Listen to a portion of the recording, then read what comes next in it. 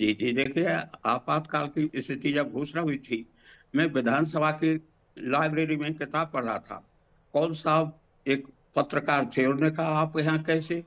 तो उन्होंने मुझे बताया इमरजेंसी लगी, तो मैं बाहर निकला और बाहर निकलने के बाद मैं अपने मित्रों के यहाँ इधर-उधर रह के 12-14 दिन अंडरग्राउंड रहा।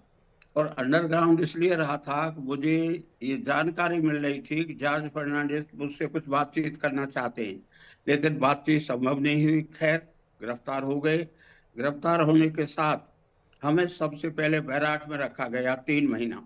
3 और उस महीने तक। बैराक के टाइम पे इतनी इतनी सख्ती थी जी। कि ना हमारे परिवार वालों को पता लगा हम कहाँ हैं, कौन-सी जगह हैं। 3 महीना बाद खबर दी गई, तब हमारे परिवार के लोग मिलने गए। और बैराक की स्थिति उस समय ये थी कि मैं तो शाकाहारी था, इसलिए वहाँ कुछ खाने-पीने को नहीं मिलता था, खाली मिर्च और रोटी के साथ खाना खाता था। मेरे साथ भैरव सिंह जी, सतीश जी, ये लोग भी थे, प्रोफेसर केदार वगैरह हम सब लोग थे। बैराक में रहे, उसके बाद हमें खातीपुरा में लाया गया, जयपुर में खातीपुरा।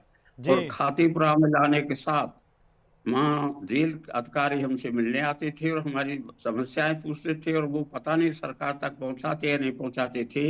लेकिन मैं तो ये कह सकता हूँ कि मेरी निजी समस्याओं से मेरे बच्चे बीमार थे। उसकी जानकारी जब मुख्यमंत्री जी को मिली, तो उन्होंने निश्चित तौर पर भरतपुर में डॉक्टरों तो से कहा मुख्यमंत्री कि कौन थे आप उस उनके वक्त? घर जाकर। जी। मुख्यमंत्री। हेलो? हाँ। मुख्यमंत्री हरदेव जोशी थे। हरदेव और जोशी थे। उनने जब ये पता लगा कि मेरे बच्चे बीमार रहते हैं और डॉक्टर जाते नहीं हैं, जी। तो उन्होंने यहाँ डॉक्टरों से कहा कि उनके घर जाके निरंतर देखभाल करो। जो इमरजेंसी की जेल के कष्ट थे, मेरे पास तो आमदनी कोई जरिया ही नहीं था पेंशन के अलावा, लेकिन जो कष्ट थे, वो कष्ट थे, लेकिन वो सामान्य तौर पर सभी को मुझसे भी ज़्यादा कष्ट झेलने पड़े थे।